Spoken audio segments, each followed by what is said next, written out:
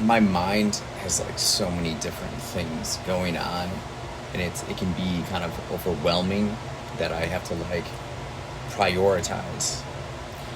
It's a big part of success until It's like this quantum thing, right? It was like, yeah, I could keep posting podcast episodes and doing all those videos and stuff, but it's like I have to reach out to schools, and before I do that, I have to create this website. So then from Thursday till today, I just made it. So now, then implemented or integrated a new email. So then I have like a CRM system now set up and everything to start reaching out. But it's like I think the most overwhelmed I get is with all the like social media and organization of like planning what to post, and then all these different channels you have to post on. I don't have any structure or process for that right now. And it's like always weighing on me. I mean, I fucking feel you. I feel in a similar Yeah. corner, you know? And it's like I have a mountain worth of content. Yeah. But it's like Sifting. yeah. Edging. It's not even the sifting, it's organizing. like I don't know, maybe like decide specifically what to post how many times a week on this. Like have like don't worry about content. What specific content? What types are you going to post? And then find that and then post it and schedule it or whatever. I don't like I tried batching my days to like do, we're doing logistical stuff this day. We're going to do recording this day. We're going to do editing on this day. I hate, and it's because I'm not organized enough with this, but like I hate the idea of I'm working on all this stuff and I'm in the zone, and then I have to figure out what to post on Instagram. I mean, brother, yeah, that's my life. That sucks. It's like, yeah, it's not artful and it's not meaningful, and it's it wastes my time. It's a burden. Yeah, not like posting, but the fact that I like, because I'm not organized, I feel like unprepared, and just like spur of the moment, just post something rather than being like more organized, well prepared, where it's just a machine putting it out. Have you heard of like Hootsuite and shit like that? Yeah. Yeah, no, I don't really use it either. Yeah, I've been talking to Matt a lot about trying to like automate posting. Mm-hmm. So everything just gets uploaded to a file, to a server, and then just with machine-like clockwork, it's just getting posted. So the only burden is just the content creation, Yeah. and not the posting and the copy and the. But I don't know. I feel very like trapped by this whole thing. I was listening to like Andrew Garfield today on Marin, and Marin was like, "Do you have you're this like A-list celebrity and you've done really well. Do you have to like you don't have to post on TikTok or anything like that, right?" And he's like, "No, I've never had to do any of that." He's like, "Do you have Instagram?" He's like, "No." "Do you have Twitter?" He's like, "No." And I'm feeling jealous, and in my face I was like, "Man, what a fucking life, huh?" But Garfield goes like, "It's a huge privilege I have. That like I'm a kind of geriatric millennial where like I made it right before all that shit was totally vital, and I also made it like my brand of career. Like I just made it in a way that I don't have to do that." But it struck me, or I was like, it is a privilege to not have to, like the rest of us are in the trenches trying to get heard or seen. Mm-hmm. And we have to participate in this like attention economy, this like really like clickbaity kind of all of it feels like tabloids to me. Like it's just a digital tabloid, like Snapchat and all these kinds of things. Like the way even like you go into like an Instagram explore page and it's like just a bunch of like text images that are like Lil Baby gets new Lamborghini, and then you click on that and then you have to swipe and it's like a video of like Lil Baby being like, yeah, it's my Lamborghini. And see, my consumption habits like, are phenomenal though. Yeah, you're good at it, right? I'm really good. I'm not. I get like sucked in like a mosquito. Like I get sucked into the blue light a lot. And it's like killing me slowly, you know. It's like snatching my soul. See, I'm living it this way, and then I'm looking at everybody else. I'm like, what are you guys doing? But then in order to reach them, I have to like do this shit, well, you know? I mean, like, I feel, yeah, I have a the same thing. Yeah, it's the same thing. I get caught in the scroll too much too. But that being said, it's like I only use these things in the name of being seen and heard and getting my music out there, and hopefully, and it's all in the name of touring. Like I just want to be able to tour and get picked up on these bigger tours and build live audiences, and then be able one day to headline and tour solely off the back of my own music, my own catalog, right? Like that's the end goal. And I see all this shit, all of it is just this seemingly necessary ingredient / pursuit in the name of getting to that end goal. But it's like, man, to what end? Like this shit is like killing. It's like, it's so, in the words of Lupe Fiasco, it's all very like, it's so like competitively opaque.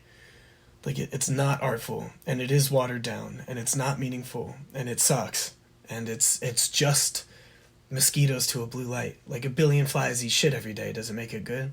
You know, like all the people I see that are really like, most of them that are really digging their heels in and have these really amazing, or these really like celebrity-esque careers, are all really vapid artistically and creatively. But then there's these other bands that are like garnering these huge audiences off the back of their work, and all they really, you can tell that like the social media platforms are run by like their management or something, and it's like it's just photos of them performing and that's it. And then every now and then you see that like their management or their PR company is like, hey, you guys need to hop on IG Live and like do an AMA, or like you guys need to do this or something, and they go and do it, and then they put it away, and it's not really a part of their life, you know. I have my friend's band Goose are fucking huge right now, huge. I mean, like co-signed by Fit, you know, they're in that like jam scene. I mean, they just sold out Radio City 3 nights in a row in New York. Let's put it that way. It's like, wow. It's like, you know, premier. That's like the top. Yeah, top. And, you know, I'm sitting with their friend, Alec, who's a good friend of mine in Wilton, Connecticut. Goose is from Wilton, Connecticut, the town I was from. And Alec is like, yeah, they don't really have social media. Like, they're not really on it. So obviously it's run by management. Mm-hmm. And they stay away from press, and they stay away from all that kind of stuff that could, like, affect how they write or feel about themselves, or, like, you know. And I'm like, man, that's such a privilege. Like, we just don't have that. We're just not in that place. Like, we're punching up. We don't have these huge marketing budgets.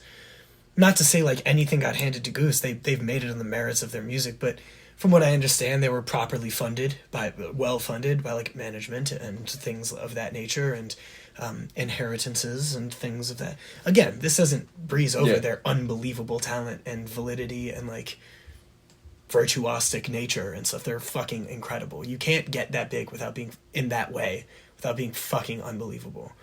But I'm like, we're not. You know, we have a little bit of money in the bank. We don't have some huge marketing budget that we can drop Gladiator Glory, put fucking 50 racks behind it, and just watch the numbers go ballistic. We just don't have that. We have a couple $100 that we have to, like, you know, chip out a few bucks at a time here and there, see if anything can kind of catch fire. And then our management is just like, I need you on TikTok 3-4 times a day, posting. And I'm like, fuck. Yeah. You know, like... Because you have to create the talent. I have to create the content. Yeah, I mean, it's like nobody can create that for you, right? And like now you see, it's like I went and bought like a colored backdrop and got my lighting out, and now I'm just sitting in front of that, like singing my song to a recording and like putting it out, and it's like, it's fine, but it's not what I do. It's not who I am. But when it's you not think like about speaking it, like, to like this craft I built for 15 years, you know what I mean? Like, and all those moments you're spending doing that, they add up, they compound, or they're taking away from collective time away from other stuff. From real art. But you could also look at it as like it compounds into like I spend enough time doing that stuff that all of a sudden we've built data that translates over to Spotify and now I'm that much closer to getting those tours because instead of having 20,000 monthly listeners, I have 200,000 monthly listeners, and we're now like in the game, which is our management's argument. So it's like this which strategy do you want to play? Well, it's this horrible. Like, I was talking to my parents the other day about just, like, I'm going through a tough time mentally and shit. And it's because it's, like, my whole life is spent trying to get away from social media, yet having all my dreams attached to it and tethered to it. You know? And it's, like, created this really difficult dichotomy for me where I'm just, like, this pull, this rub. I'm like, man, and I feel the friction and it's getting to me and it's, like, driving me crazy, you know? And I don't know what to do. It's, like, I can hustle the content fine, bro. Like, fine. But it's,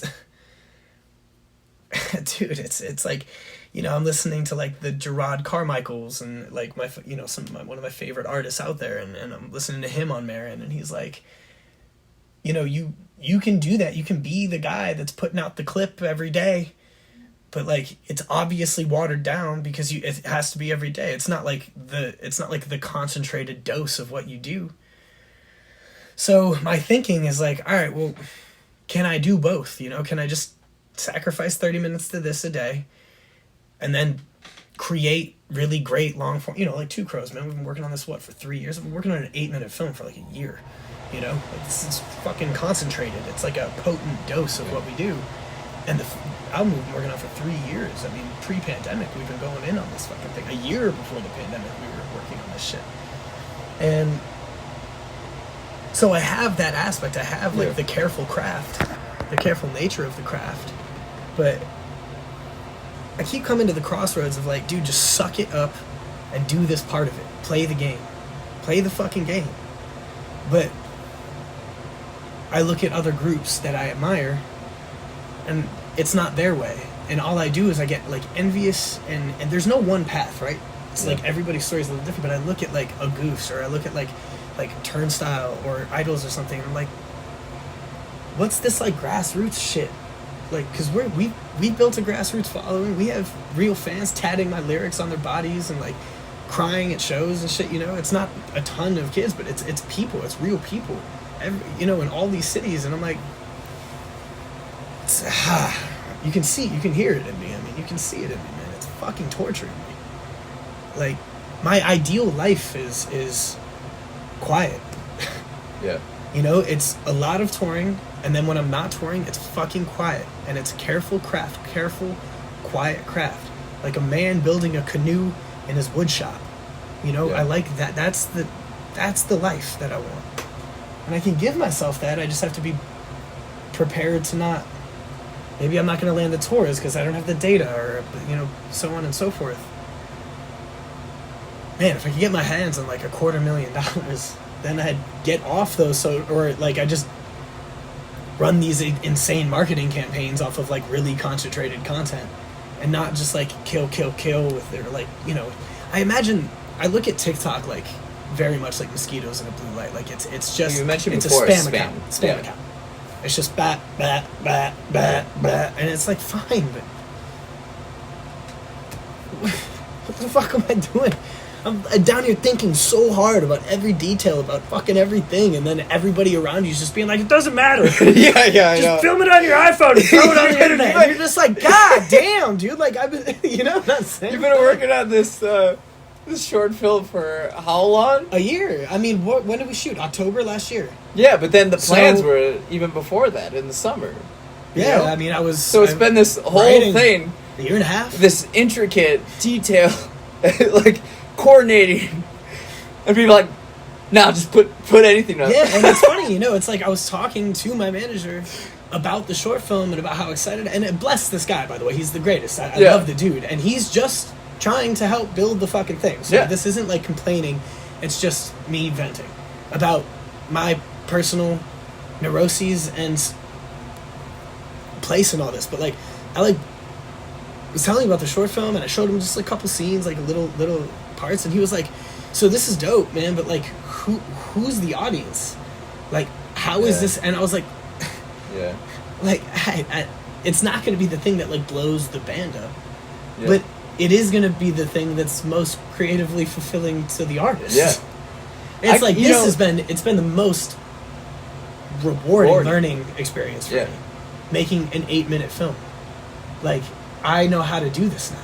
Yeah. Now I'm hungry. I want to go make films, you know? Like, now I know.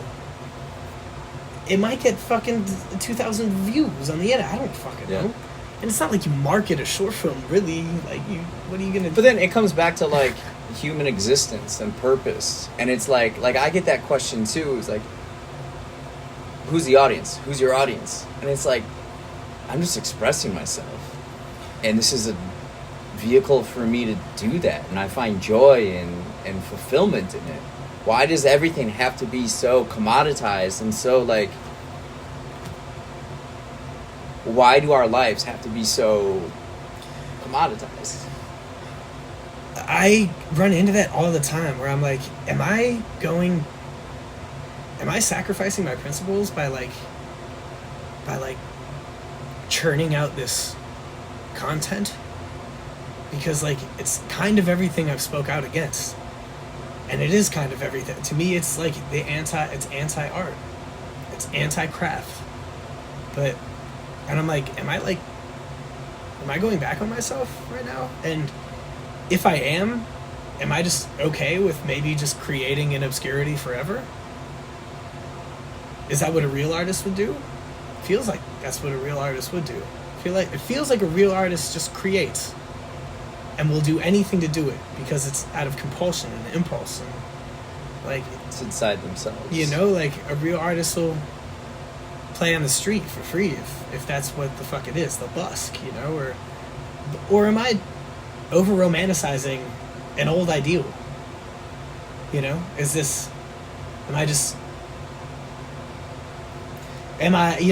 think that's the question. That's because it's hard to know. It's hard. It's so I talked to a software engineer yesterday, and so he now works at Spotify, and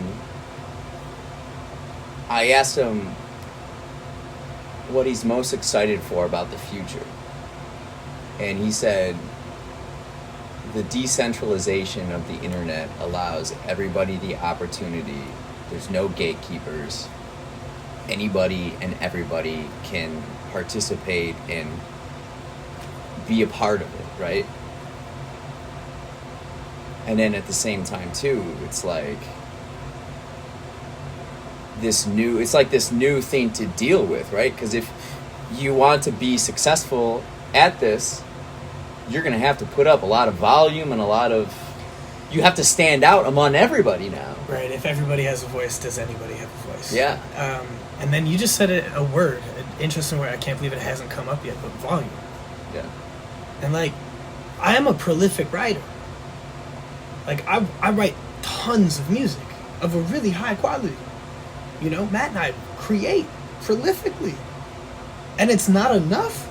Yeah. You know, and I'm like looked at by people in the game being like, look, it's just not enough. It's not enough. I was like, dude, what? Yeah. Like we've put out a pretty intense amount of music since 2018. And you guys are ahead too. 2 albums, fucking what, like 16, 17 singles, a fucking EP, an album coming next year, an album coming after that with singles in between. It's like, how, guys? It's like, geez. Sheesh, what the fuck? Yeah. Like, I just, how does an artist creating at this level constantly feel like he's not enough? And I'll tell you, I mean, it's partly just, it's data driven, man. It's like I have a hard time staying out of the results. I fucking post something, fucking 8 people like it on fucking cocksucking motherfucking TikTok or some shit, and then I'm like, I guess it's not that good. It's like, what the fuck? Gladiator Glory is amazing. It's a great song. What the fuck do I care? Why am I attaching myself to this? You know, it's fucking brutal. Fucking brutal to keep tapping in. It just... Oh my God, man. it's slowly grinding me down. I gotta figure out a way how to change my relationship with all this, or I'm gonna burn out in a few years, you know. And I don't want to. I want to, you know. And when I say burn out, I'm not saying quit. I'm not saying stop writing. But it's just like I'm not gonna be able to like. That on top of that, again, I don't want this to sound complaining. It's just this is what it sounds like. This is my life. This is the frustration in my life. It's like on top of that rejection, there's also just every week, hey, you're up for this tour. Actually, you came down. It's down to like the last 3 bands. It looks like, would you guys be available for these dates if you get it? Yeah. We're all available. All right. And then we wait for a week, and you're like, all right, man, maybe we're gonna get this one. Like, man, the tour's in like 4 weeks, so it's like if I get this, like my whole life's like, just gotta like turn this around. I'm going out for 6 weeks or something, and then you just hear back that next week. You're like, hey, bro, like, so what's up? Hey, it's a no go, and it's every week, bro. Every week. We're up for a tour right now. We don't know if we're gonna get it or not because that agent and the artist are dragging their feet. That starts September 14th and is 6 weeks long. Bones would lose his job. I would have to skip this international hockey tournament. I would lose my place on the Egyptian national hockey team, and miss one of my best friend's weddings or some shit. But we'll do it. Like if we get we're willing to do. We're that committed.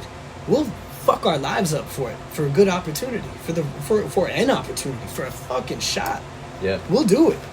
You'll do what you need. We'll do fucking anything. Anything short of. I mean, I would literally give head to whoever I have to get on the fucking road. You know what I mean? I would. And you laugh because it's funny, but I would. If the agent was like, well, if you specifically, Samy, Sabh, suck my dick, I'll give you the 6 week. I'd be like, not a problem. Yeah. Just eat some pineapples and I'll figure this out. I'll close my eyes and, you know, think of a banana.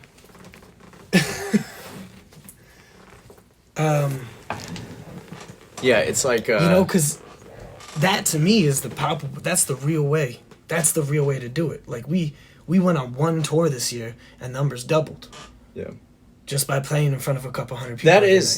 That's the way to do it. For this band. There's a lot of acts that suck. That go on tour and lose followership because they suck. Yeah. We're...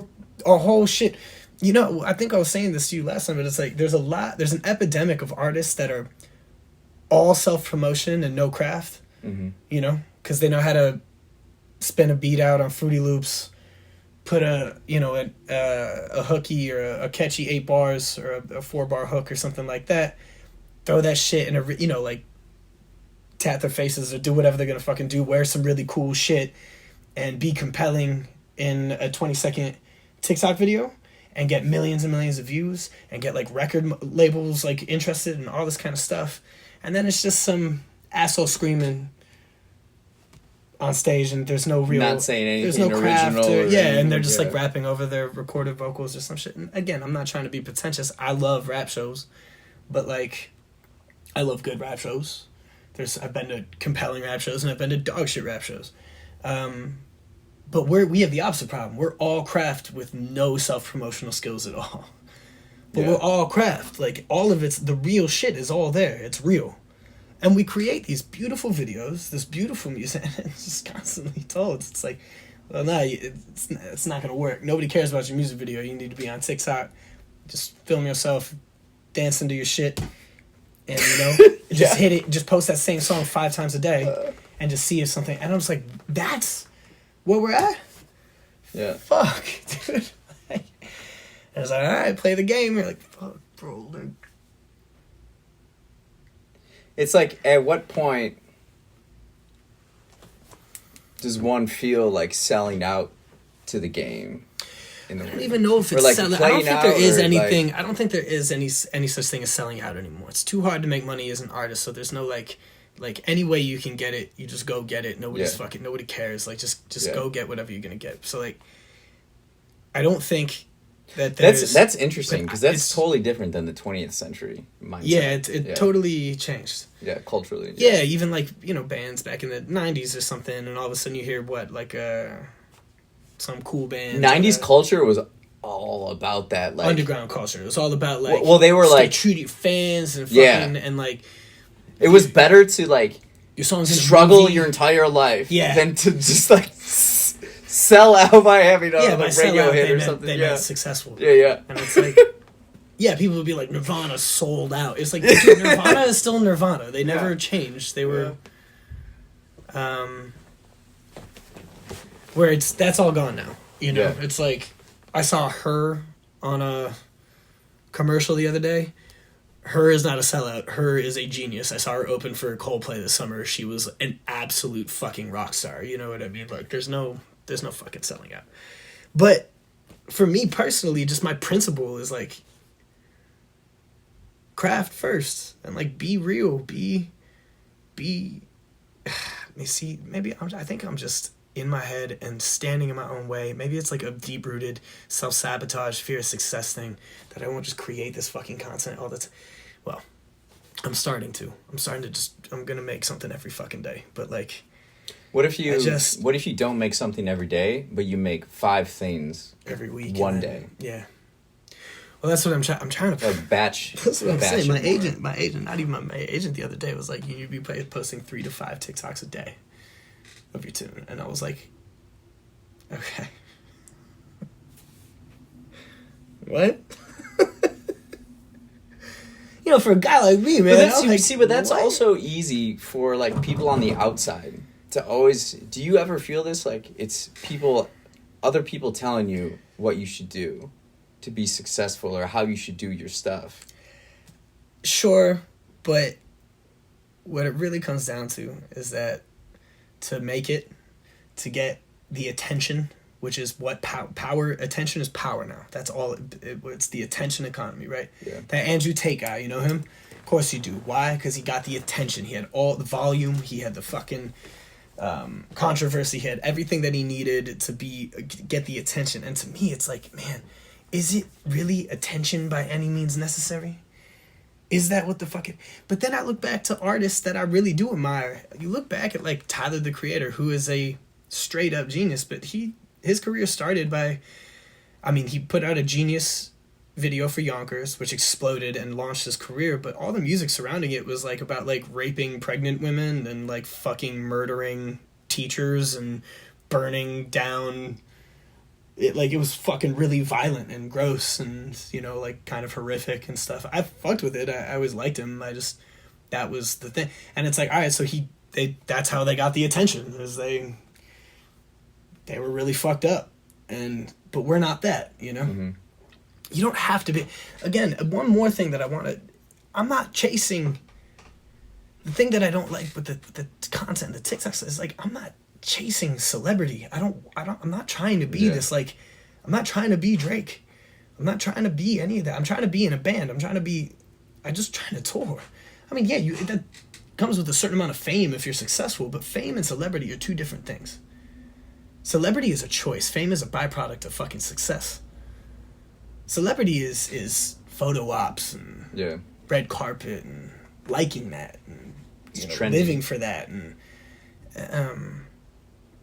you know, Andre 3000 is famous. He's not a celebrity. Yeah. You know? Like, Drake is a celebrity. Because he wants to be. You know what I mean? He wants that life. Andre 3000 plays his flute and walks around the fucking Georgia. You know what I mean? Yeah. And every now and then, like, take some photos or some shit. It's not... Yeah. I just want to play. That's it. And it sounds... tropey, but it's the only thing. I just want to perform. I just want to play all the time. I want to play like 200 fucking nights a year. I want to go so hard that I'm so exhausted that I am numb to it and I don't want to do it anymore. I want to beat the shit out of myself until I can't love it anymore. I want to play so badly. I have so much inside me that I feel like I can't get out because I don't have the opportunities to play enough. You know? I'm bursting at the fucking seams. You can see me, right? I'm dying. I told someone this on Saturday. I told him, I keep having this image in my head of this, like, it's like this anime scene where I'm this character in this anime and I'm surrounded by enemies or opponents or whatever it is, it's closing in on me. And I have nowhere to go. I have nowhere to go except I have to then go inside. This character then just focuses. It just focuses. And then he just has this like nuclear blast. And that's the only way. And it's like taking that image and manifesting it in myself of like super locked in focus and do that. How I do that, I'm figuring it out, but it's in the focus, I think, of like, what does it take? Do that. Focus and do that. Boom, boom, boom. And then it's like this, you have this energy. And the part that creates the suffering is this like, you know you have it in you. You live with it every single day. Yeah.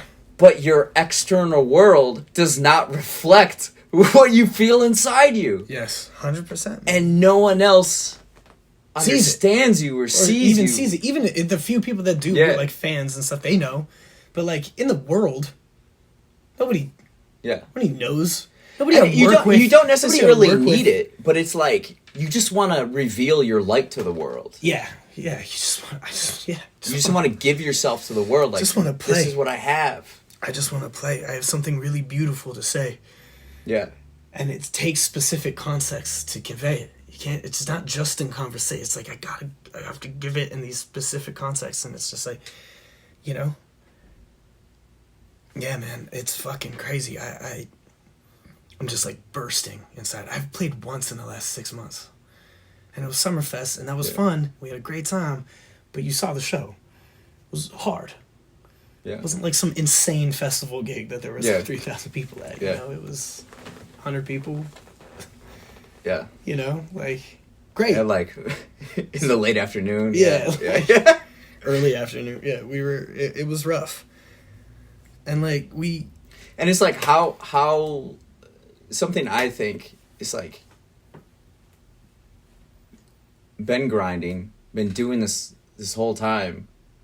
How much longer do I have to keep fucking doing this? I mean, the answer is as long as it takes. As long as it takes. But like, I have no shelf life. Like I know that I'll never stop. I know that, but I have to find a way to mitigate the pain in the interim. It's the suffering. Because the suffering's killing me. Like, there's not enough self-love. I have to be better at it. It's what ended my relationship. It's what drove me into therapy. It's what drove me. It's what fuels my anxiety. The other day, I was so anxietal in the back of an Uber, my arm went numb. What? And I was like, this isn't okay. You can't be this way. You can't live this way. And I was just on my way to see Wasili at Chop Shop. I saw you later that night, or was it the night before? It was the night before. Yeah. But I was like, my arm went nuts. I was like, am I having a fucking heart attack? I was like panicking in the back of the car. And I just like closed my eyes. I was like, are you having a heart attack? Are you having a heart attack? No, my arm doesn't hurt. I just can't feel it. And then it just slowly went away.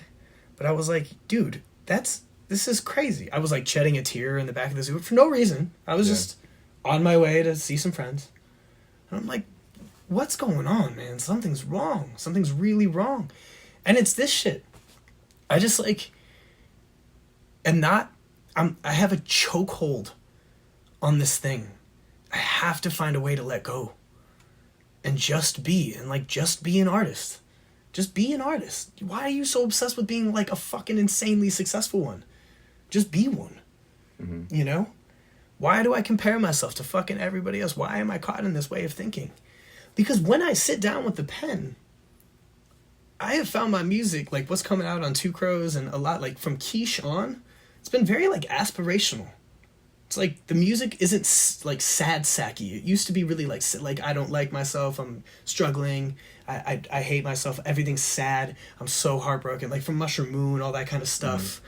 A lot of that shit was like really depressing. And it was the musings of somebody that was really depressed. But if you hear from like Keyshawn, like maybe I should look somewhere else, far more knowledge of the self, realign what I define as wealth, see my life for the miracle it is. I came for the laugh, I came for peace, I came for the truth. You know, it's all very, like, from that moment on, it's been very aspirational.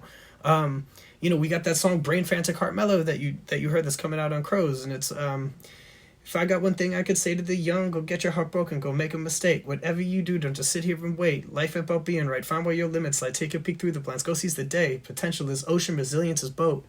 Life punctures holes, learn to stay afloat. Thriving is and it's all coming from that place. But I don't feel that way. I feel that way in those moments that I'm writing. Yeah. But I don't feel that way. Like, I'm not practicing what I'm preaching in my life, which is bad. Maybe that's why it's not working. You know, maybe that's why I'm still just hitting that wall, because it's in my life. I'm constantly comparing myself to everybody else, and I'm constantly operating out of ego. I mean, I was listening to this Shia LaBeouf interview because he's in all this trouble and shit, and I love his work. And I was listening to this interview he was doing with his friend John Barenthal the other day, and he was in treatment for like egomania and just all these kind of manic disorders, and he's a sufferer. He's got a fucking hard life. I wouldn't want to be in his shoes. He really is in a lot of pain. And he said even what he would eat was out of ego, because whatever he was putting in his body was because of like what it was going to do. So it wasn't even about him enjoying food. It was just about like, well, I only eat this because it does this for me. So like even down to like food. And I was like, man, like I really related, because everything I do is out of like me. Like how can I? You know, I have to learn. I have to figure out how to say, how can I serve, or how can I be of assistance? I have to find a way. I don't know, but it's easier said than done. We can sit here and talk until we're blue in the face about this shit, but it's changing yourself, changing the way you think, is really, really difficult and rare. People rarely. I mean, you have to triumph. You have to triumph over yourself in order to really change. Have you ever tried to change? It's fucking hard. You know? So I gotta figure something out. I gotta practice more stuff. I've been praying a little bit, but I'm not as disciplined as I should be. I should really take like a true 5 to 10 minutes, but sometimes if I'm sitting down here and I feel anxiety, I'll just do this. And then just try to pray, but it's not enough. It's like there should be more of an act. Like I should do it like my Islamic family and like do the wudu, like wash my hands, clean behind my ears, wash my feet, wash my mouth, like get on the mat, put my head on the floor, and like have a moment. You know, I find that shit healing, but I don't know. Anyway, you can see I'm in something's wrong. Like I'm in a tremendous amount of pain on a day-to-day level. What do you do when you wake up?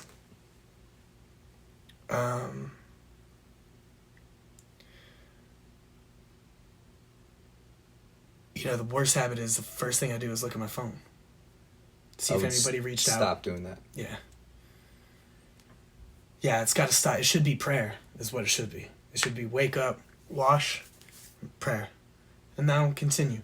Like when it's good Sammy, I'm getting up, I'm going to the gym. When I'm bad Sammy, I'm sleeping in and looking at my phone. Mm-hmm. You know?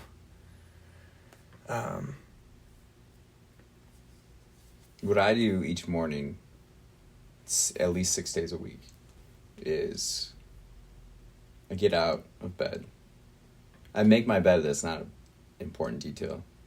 You know, wash my face or whatever. And then I make a French press coffee. And then I sit at the table. And then while it's steeping, I have these like meditations. It's like 10 minutes each. And I just do that. So there's 50 days, and each day I just do it. And then... Is it the Sam Harris shit? Yeah. I think I shared it with you. Yeah. I did it for like 15 days and then stopped because I'm undisciplined. Need to be better about it. But I found them helpful. So you'll find it really helpful if you continue doing really? it. It's just like I just do the 50 over and over again for the last 3 years. And then I pour coffee... And I read a page out of the Daily Stoic. It's Stoic philosophy. think about it a little bit, and then I journal. I haven't been as great journaling because I'm so excited to just start whatever creative thing I'm doing. Like the website was the last couple days, and I just get into it, and then I do that. I like do something creative or think until my mind just stops. Like I can't go on anymore. Then I do something physical. So then I'll either go play basketball in the park, or I'll go downstairs in the fitness center and just like lift weights. And I come back, and then I make breakfast. I eat the same breakfast every day: oatmeal and blueberries and eggs. And I put some vinyl on, and just kind of dance around the apartment. Ease into your day. It's so, every single day is like this, and I'm like most productive and like happiest during this time. How many hours a day are you productive? I would say define productive. Because what I see, I think very... Because I just think there's misinterpretations, or like... I think very holistically, where like everything I do matters throughout the day. So like, so today I was with the website. Well, today's not a great example. Today was like a hardcore work day on specific things. But everything is kind of invaluable, whether it's walks, meeting with friends, or reading or writing. Everything is all kind of like, it's all one in a sense. And I can get, what I have found, I focus a lot on energy dispensation, where I've become, because of these morning routines that I've done the last 2.5 years, especially when 2020 started, I was like, I need to have a routine that I follow. So since April 2020, I've been doing this exact routine, except I've elevated it when we went to Miami with Bones, where I found just like meditating, doing my routine, just like around palm trees and just like on vacation. I just let my mind wander. I loved it so much. Before that, I was always trying to like, okay, I'm done meditating, I'm done journaling, now I'll get to work. And then it was like, so wait a minute. Yeah. It's so Western, I know. So then I was American. Like, so then I've changed it and just like let it happen. And I've realized by doing that every single day, it compounds to where my brain, and I'm always practicing my philosophy because I think about life every morning, every day, and how I can get better, how I can be a better person. And like my actions affect everybody else in my neighborhood. So when I'm walking down the street, you know, like my interaction with these people, it means something. And I find it beautiful how you just like, everything is beautiful in a sense. And I find that by doing all these things, I can exert minimum energy and it delivers maximum results. It's like, don't like, it's like, play smarter. It raises my cognitive ability where like, if you're really smart, you're like super precise in everything you do. So you don't need like 8 hours to do work. Yeah, that's like I think I've always found like the whole never not working, no sleep gang. Like I put in 12 hours a day, and it's like I always found that shit so, one, probably a lie. Yeah. You know, and then two, just like I can't imagine a worse way of going through life. Yeah. As a creative, as anybody, you know, it's just like I have to be down here for 8 hours in order for me like feel like I did something proper that day. This is a great example. I was in you can really only be creative, truly creative, for like 3 to 4 hours a day. Yeah. You know, otherwise it's that's what I was saying. Like diminishing returns. I hit like 2.5 hours in the morning, and my brain, I just like, you're done. Mm-hmm. Move on. Yesterday I was in the gym, and there's this guy in there. He spends all this time in the gym. His form is terrible. He's just dicking around. like, he was in there way before me, and then after me, too. Yeah. What the fuck are you doing? Like, you're wasting your time. And that's how I think a lot of work goes. Like, oh, I was in the gym for 2 hours today. Yeah. Yeah, but, like, yeah. how effective were you? It's Yeah. about effectiveness. I know. I'm extremely effective in my workouts, man. I got my shit down to like 45 minutes to an hour. I come out fucking dying. You know what I mean? Yeah. I almost go to the gym mostly for the sauna. Like, that's like my treat. It's like I go hard, and then it's like, all right, but there's gonna be a schwitz at the end of this thing. I love the sauna.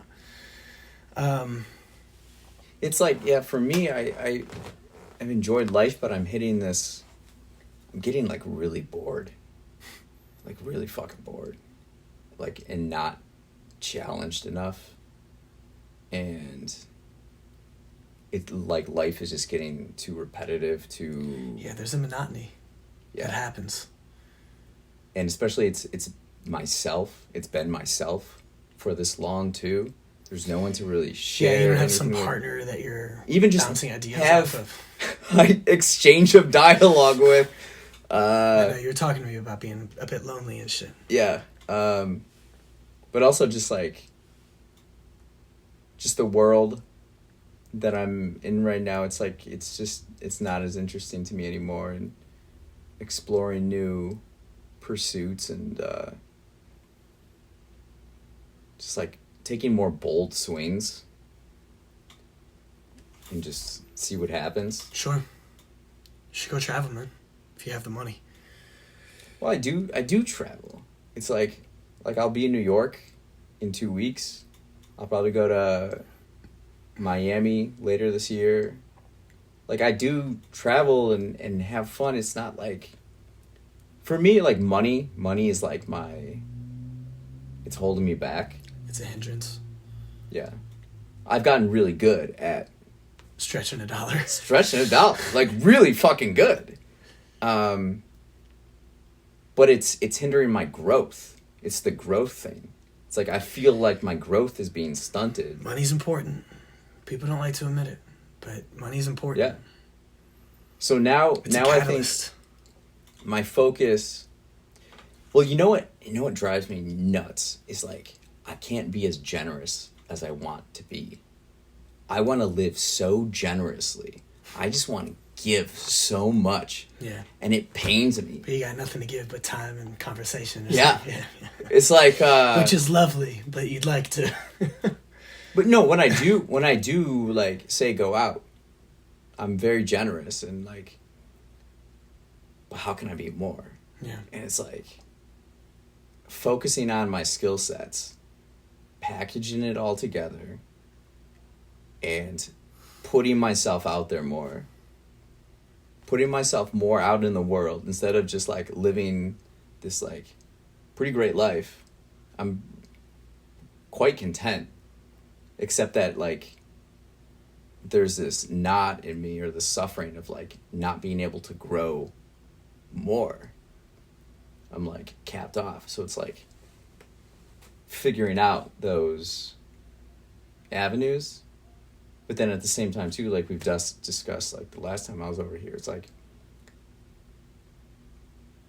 the personal life too, and the like not having like the loneliness, it's starting to eat a little bit into the other aspects that I was just referring to. Yeah, it's almost like we both haven't been living very balanced lives. You know what I mean? Like, even with waking up and eating fucking blueberries and oatmeal and taking 2 hours to meditate and going on walks and stuff, it's like, it's not enough to be a whole person. Like, I was saying the other day, like, my attachment to the data my music does or doesn't produce, mostly doesn't. The way I let it affect me is the clearest indicator to me that I'm just like not a whole person. Yeah. I have gaping voids in my life. And I loved my girl very much, and for a while I had felt very fulfilled and whole, but I'd be lying if I said there weren't issues kind of from the jump that I had been nervous about with that relationship. And like being alone has been painful as fuck, but restorative and necessary. But it's left me with the clear notion that at some point this is all going to come crashing down if I don't take better care of myself. And I don't mean better care of myself like eating healthier and, you know, staying off the booze. Like, that's easy. But I'm talking about better care of myself, of my mind, of my physical needs, of my mental needs. I'm hard on myself. I'm mean to myself. I'm rude to myself. I beat the shit out of myself. You know? Yeah, I'm fucking like ruthless, dude. Like, you stupid piece of fucking garbage. Like, look at you. You know what I mean? Like, and I'm just like, I would never speak to another human this way. Ever. I've never have. Yeah. You know, like, well, okay, that's a lie. I've been in fights and shit, but you know what I mean? Like, yeah. I don't speak to people that way, but I'll do it to myself. And again, it's like, I can be like nice to myself for a little while, but life happens and you end up yourself again. And like, and I gotta, we both need some balance, it sounds like. I think for me, what I've kind of identified my issue as is my lack of openness has caused a lot of my suffering. I mean, like, I find you to be a really open person with me, but maybe that's a specific to our relationship. It's probably more specific. To our relationship? Yeah, especially like,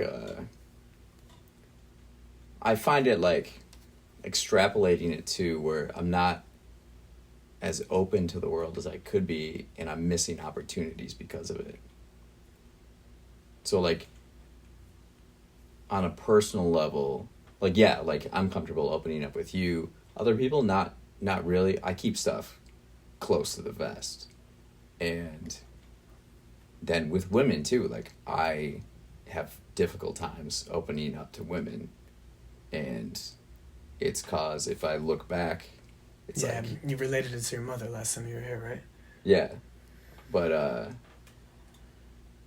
then because of that, I'm like pushing away opportunities before they even become possible. And not even just, you're not even, it's not just opportunities of like physical connect of sex. It's like, it's opportunity of like getting to know somebody. Yeah, that's what I mean. Yeah, more. Getting to know someone and like, yeah, man, I don't know. I mean, I have nothing, I don't know what to tell you other than I kind of live by a principle of tell everybody everything, which has its negatives too. I'm an oversharer. Yeah. And I do overshare and I overexpose myself, but there's a lot of ups. Like, people feel really close to me. People that don't really open up to a lot of other people open up to me. It's not just you or like, about like, I'm talking a lot of people. Like, I remember there was a girl that worked at station, a woman, Rebecca. You remember Rebecca? Yeah. A sweet woman. I really liked her. Me and her were good friends. Yeah. She was really smart. She was kind of like she was in STEM, no, or some shit. Yeah. She worked in the lab. Yeah, she went to like Remedy with us on St. Patrick's Day. Yeah. And that was actually, and she opened up to me all about her life. She's like, dude, I don't know why I'm telling you any of this. Like, I haven't told most people that I've known my whole life, like, any of this stuff. And I took that as a huge vote of confidence, and like, it meant a lot to me, and that happens quite a lot to me, and it's because of my willingness to tell them everything. I'm unafraid of judgment. I definitely have that going for me. Like, I mean, it probably comes from what I do, but like, I'll say everything, and I'm not scared. I don't care. See, I think that's something I've noticed about myself the last 2 months or so. Like, so right when the gunman encounter happened, I was just like, fuck this. Just like, and then I started to get into Bob Dylan a little bit before this. Oh, you told me I was like, experience with him, right? Like, you know, because huge Beatles fan, and then, you know, it's like, well, he influenced them, and, you know, Steve Jobs was influenced by Dylan and Phil Jackson, and it's like, who is this dude? So before this, I watched a documentary about him. I'm like, oh, and I took notes on it, and then I read his biography. It seemed like he's just like someone who just fucking lived his life and just said it how it was in a way. Yeah. It's also a virtuoso. And a total prodigy. I was just like, fuck it. I'm just going to speak my mind now. And it's been so refreshing. I just don't give a fuck about a lot of stuff. And it feels like I've only shared like a part of my life, and it's kind of like this smiley, like, oh yeah, positivity. But like, actually inside of me, I'm more like Michael Jordan, Kobe. I'm a fucking killer. And no one knows really about that. And now it's just like, I'm like Michael Jordan. Here I am. Here I am, world. Like, this is who I am. And if say everything, man. You know, you're building a thing that's going to require you to say everything and to be a completely unprivate person. So yeah, you know. Well, it's interesting how in the 21st century, that's the fact. Whereas like 20th century, it was like the people who built stuff or whatever, they're very secretive and private. It's all gone. It's well swapped in the sense. It's not totally true. It's not like we know intimate details of some of the richest people in the world, but yeah, in terms of like entertainment, say like that, millennials and younger. Yeah, we're just totally overexposed. Like, and there's a ton of downsides to it. Like, there's no such thing as privacy. There's no such thing as mystique anymore. You know, it's like maybe 4 or 5 people who, like Frank Ocean, still held on to his mystery. King Cruel. Outside of that, nobody's mysterious in the fucking industry, in the music industry. It's like you can't be mysterious at all. No, you just are overexposed in some sort of self-imposed limelight all the time. And that's kind of some of my problem with this shit with like content creation and playing this part of the game, where it's just like, dude, I don't want... It's like, you gotta go away to come back. Like Kendrick Lamar, I mean, he's Kendrick Lamar, but you know, him going away for 5 years made that album so impactful when he came back, because you're just dying to hear anything. You know, they didn't even drop singles. They just dropped an album. They just announced the album title, dropped the artwork, and then dropped the album. That was it. That was the whole campaign, and then went on tour. Now, again, the most influential artist of our time. Yeah. So that's his privilege. Yeah. That's the privilege of being at the top. You can do whatever the fuck you want. Mm-hmm. Guys like us, we're punching up. We're trying to get some attention. We're trying to get heard. We're trying to be seen. We're trying to show our light. You know? But it's just, to me, it makes like everything less exciting if you're just in somebody's face every day. You're just another part of... Oh, man. I think I got like drywall dust in my ear for the last couple of weeks, and I'm starting to get an infection. Anyway, damn, that hurt. Yeah, I don't know, man. It's all going to be okay. I'm overall optimistic about my life. I just, you know, and I'm optimistic for you too, man. I just, I think we both just are harboring some pain, just like everybody. Yeah. But hey, I think we should share this conversation. I think conversations like this are fucking cool. I would want to hear this shit from somebody that I listen to, that I admire.